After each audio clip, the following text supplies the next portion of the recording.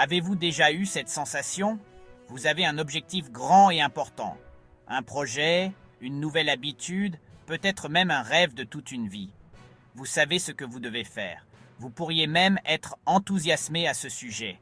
Mais quand vient le moment de vraiment commencer, vous ne le faites tout simplement pas. Au lieu de cela, vous vous retrouvez à faire défiler votre téléphone, à ranger une pièce déjà propre ou à décider soudainement que c'est le moment idéal pour rechercher l'histoire du trombone. Des heures, et parfois des jours, peuvent disparaître de cette façon. Et pendant tout ce temps, cette tâche importante reste là, grandissant et devenant plus intimidante dans votre esprit. Si cela vous semble familier, je veux que vous sachiez que vous n'êtes pas seul. En fait, cette expérience est incroyablement courante. Ce n'est pas un signe de paresse ou un défaut de caractère. C'est un signe d'un cerveau qui fait ce pourquoi il est programmé. Cherchez le confort et évitez l'inconfort. Bienvenue sur Wellbeing Balance Unleashed. Aujourd'hui, nous n'allons pas combattre nos cerveaux. Nous allons les comprendre. Nous allons lever le voile sur la neuroscience de la procrastination, en explorant pourquoi nos esprits choisissent si souvent le chemin de la moindre résistance, même lorsque nous savons que ce n'est pas ce qu'il y a de mieux pour nous à long terme. À la fin de cette vidéo, je vous promets que vous aurez un cadre clair, basé sur la science, et une boîte à outils de stratégie pratique pour travailler avec votre cerveau et non contre lui. Nous allons dépasser le cycle de la culpabilité et de la panique de dernière minute et construire une relation plus durable et franchement plus paisible avec votre propre productivité. Pour commencer, examinons un schéma très courant. Imaginez le calendrier d'un projet typique. Dans un monde idéal, les progrès ressembleraient à une ascension régulière et douce. Vous feriez un petit peu chaque jour, entamant le travail, et finiriez avec du temps à revendre, vous sentant calme et en contrôle. C'est une belle pensée, n'est-ce pas? Mais pour beaucoup d'entre nous, la réalité est bien différente. Pendant des semaines, voire des mois, la ligne de progression reste complètement plate. Rien ne se passe. La date limite, qui semblait si lointaine, approche soudainement. L'anxiété tranquille se transforme en une panique totale. Et c'est là que la magie opère. Alimenté par l'adrénaline et la peur très réelle de l'échec, vous entrez dans un état d'hyperconcentration. Vous passez 2 nuits blanches, écrivez 90 pages en 3 jours, et d'une manière ou d'une autre, contre toute attente, vous y arrivez. Vous cliquez sur « Envoyer » à quelques secondes de la fin. Une immense vague de soulagement vous envahit. Vous avez survécu. Vous pourriez même vous sentir comme un héros. Mais ce sprint frénétique de dernière minute est-il vraiment une victoire? Ou est-ce le symptôme d'un cycle stressant et épuisant qui vous empêche d'atteindre votre véritable potentiel? Découvrons-le. Vous avez déjà vécu ça. La date limite approche, la pression est immense et d'une manière ou d'une autre, vous y parvenez à la dernière seconde possible. Vous appuyez sur « Envoyer » pour cet email, vous rendez ce projet et une vague de soulagement vous envahit. Vous avez survécu. Cela peut ressembler à une étrange forme de magie, mais cela vous laisse vous demander « Pourquoi est-ce que ça doit toujours être comme ça ?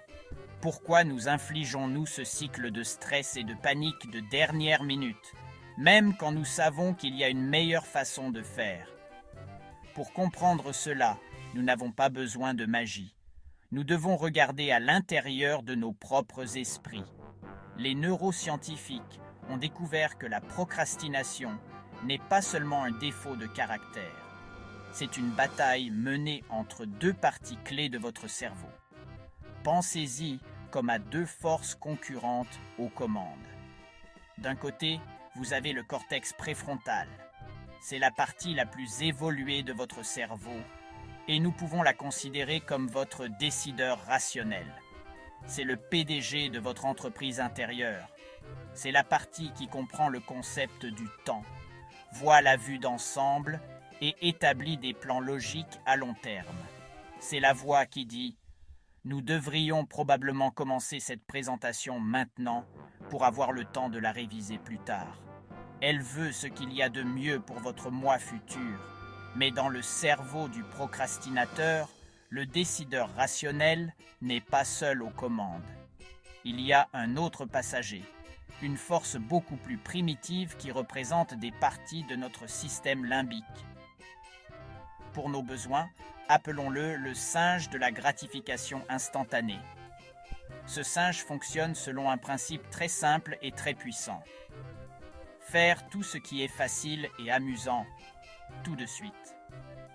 Il n'a aucun souvenir du passé et aucune notion de l'avenir. La seule chose qui existe pour le singe est le moment présent. C'est la partie de notre cerveau qui a évolué pour nous aider à survivre à une époque beaucoup plus simple, en se concentrant sur les besoins immédiats et en évitant l'inconfort immédiat. Alors, votre décideur rationnel dit « Il est temps de se concentrer et de faire ce travail important ».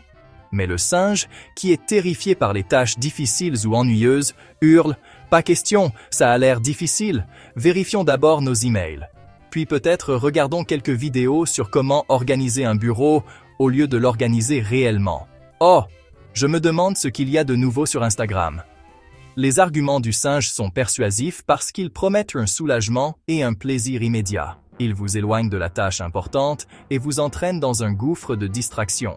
Avant que vous ne vous en rendiez compte, des heures se sont écoulées. Cette zone de distraction facile et amusante est ce que l'auteur Tim Urban appelle le terrain de jeu sombre. Ça a l'air d'être un bon moment, mais c'est un piège. Le singe pense qu'il vous emmène dans un lieu de loisirs et de plaisir.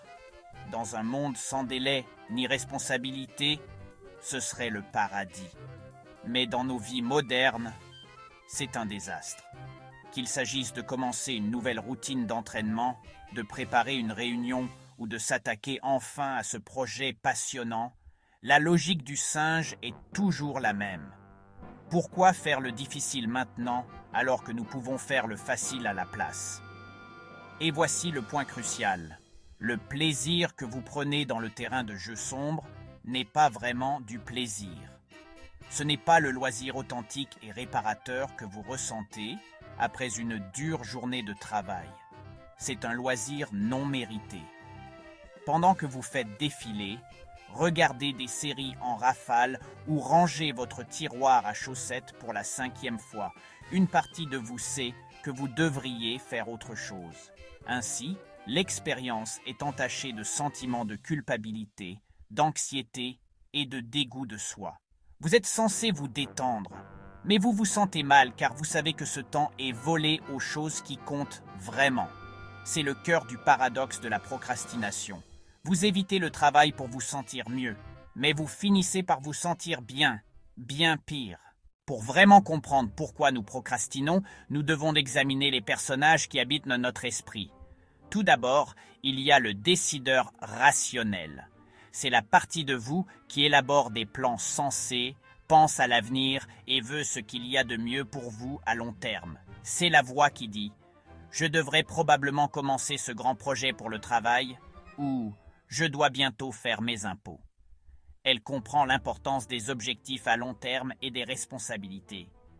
Mais il y a un autre personnage qui prend souvent les commandes, le singe de la gratification instantanée. Le singe vit entièrement dans l'instant présent. Il n'a aucun souvenir du passé, aucune notion de l'avenir, et fonctionne selon un principe simple. Faire tout ce qui est facile et amusant, tout de suite. Le seul but du singe est d'éviter l'inconfort et de maximiser le plaisir immédiat.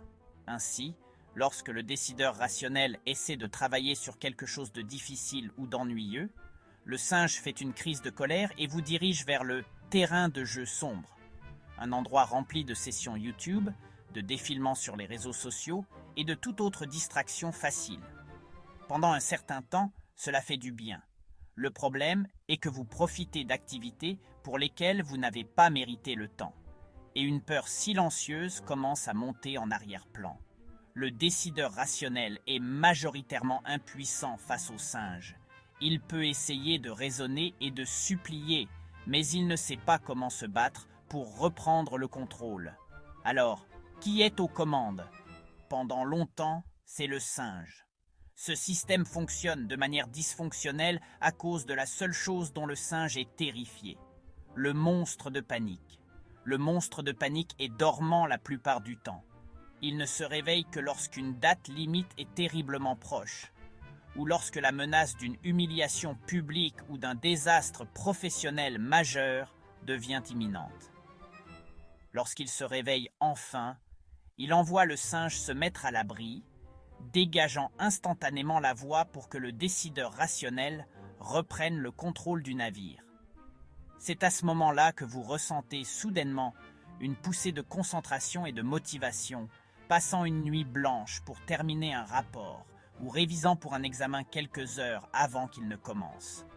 Le système, de manière stressante et chaotique, accomplit le travail, mais seulement lorsqu'il y a une date limite, et cela révèle les deux principaux types de procrastination. Le premier est lié au délai. Il est stressant et inefficace, mais le monstre de panique finit par apparaître pour sauver la situation. Les conséquences sont immédiates et claires, donc une action est finalement entreprise. Mais le deuxième type est bien plus dangereux, la procrastination sur des tâches sans échéance. Pensez aux choses importantes de la vie. Créer une entreprise, se remettre en forme, apprendre une nouvelle compétence ou passer du temps de qualité avec votre famille. Pour ces objectifs, il n'y a pas de date précise au calendrier pour déclencher le monstre de panique. Sans cette pression externe, le singe peut s'en donner à cœur joie indéfiniment. Le décideur rationnel sait que vous devriez travailler sur ces choses, mais sans panique pour faire fuir le singe, les jours, les semaines et les années peuvent s'écouler sans aucun progrès. C'est là que la procrastination peut devenir une source de malheur et de regrets profonds et à long terme, car vous devenez un spectateur de votre propre vie, regardant vos plus grands rêves rester inassouvis. Mais aujourd'hui, on déchaîne la solution. Astuce numéro 1. Fausses échéances. Activez les alarmes de panique. Numéro 2. Protégez votre téléphone contre le singe. Les applis bloquent TikTok tant que les tâches ne sont pas faites. Numéro 3. Règle des 5 secondes. Comptez 5, 4, 3, 2, 1. Bougez, je vous défie. Maintenant, mettez ça en pause. Faites une tâche que vous avez évitée. Commentez, j'ai battu le singe. Si ça vous a bluffé, laissez un like. Abonnez-vous à Wellbeing Balance Unleashed pour des astuces quotidiennes pour équilibrer votre vie comme un pro. Partagez avec un ami procrastinateur. Sauvez-lui la vie. On se quitte là.